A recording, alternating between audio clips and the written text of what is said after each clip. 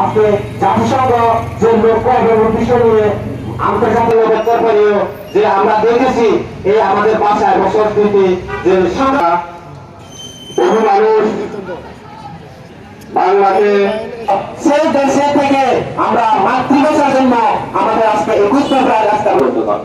আজকে সবচেয়ে দুঃখজনক বিষয় হচ্ছে যে বাংলাদেশের মানুষ রাষ্ট্র কোনো না কোনো ভাবে এটা আমাদের বিলুপ্তির চাচ্ছে।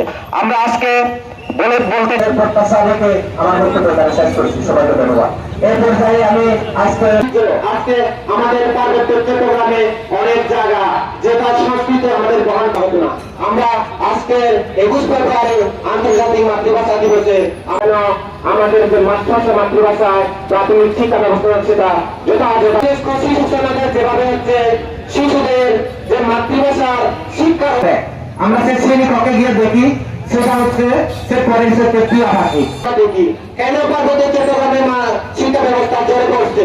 আজকে আমাদের যে মাতৃভাষা আমাদের প্রাথমিক শিক্ষার অধিকার আমরা দেখি আমি একজন চাকমা হিসেবে এবার নগদে পাচ্ছেন হেলিকপ্টার অফার, তাই কেনাকাটার পেমেন্ট নগদে করুন আর বুঝে নিন 2000 টাকারও বেশি ক্যাশব্যাক সহ হেলিকপ্টার রাইড। পেমেন্ট শুরু করুন আজই।